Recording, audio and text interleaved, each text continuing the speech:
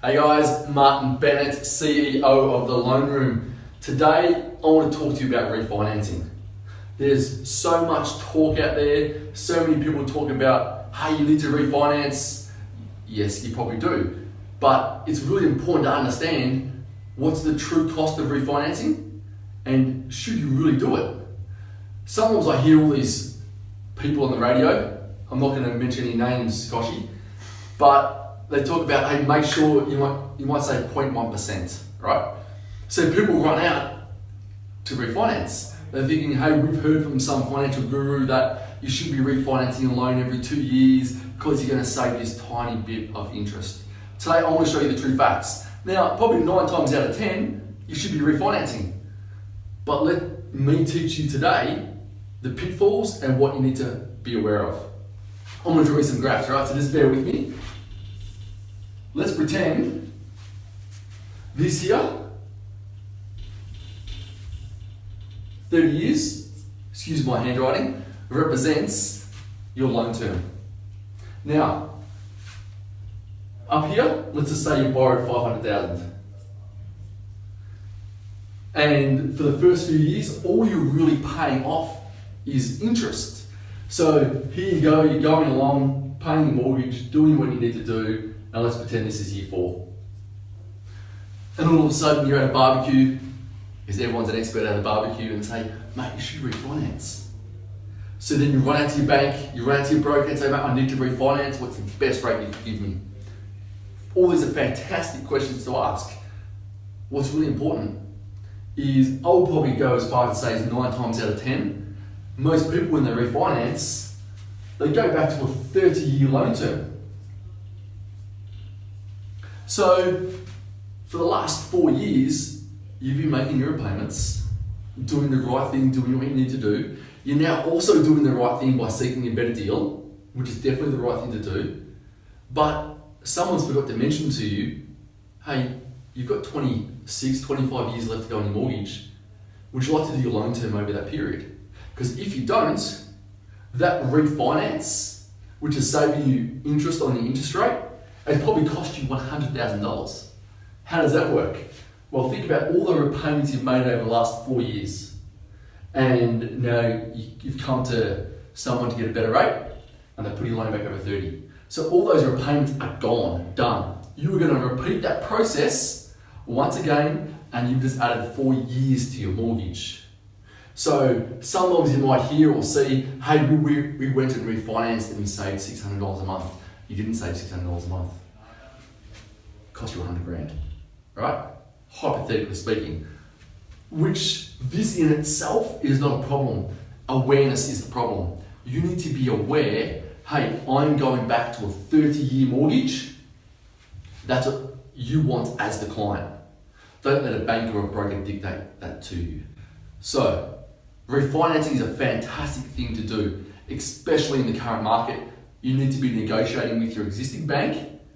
Often a broker can negotiate better than you guys can because we know what's actually out there and available with other lenders.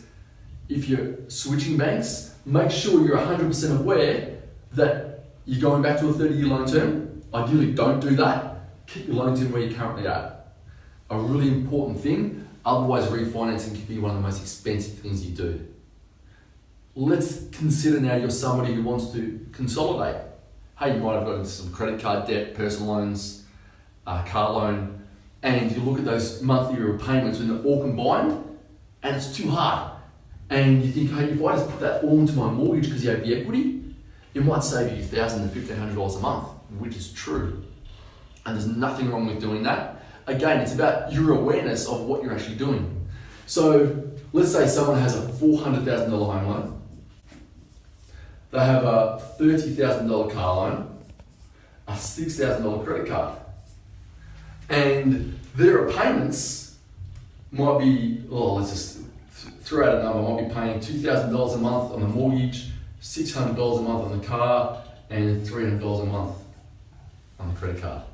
Right? So they're paying $2,900 a month. Guys, I'm just pulling these figures out of my head, they're not exact. So you think if I consolidate that, hey, my payment's going to come down to maybe $2,200 a month. I'm saving $700. 100% correct. However, again, it's about the awareness, and there's nothing wrong with doing this. It's now you have these two debts over 30 years. So your actual long-term commitment and the cost of having that car, well, instead of driving a Toyota, you probably could have bought a Porsche. Because if you keep this at 30 years, that's going to cost you $100,000.